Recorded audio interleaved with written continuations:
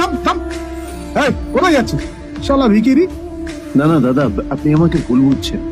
আসলে আমাকে ইনভাইট করা হয়েছে, আমি এই হোটেলেই এসেছি। শালা মিথ্যে কথা বলার জায়গা পাস না, হ্যাঁ?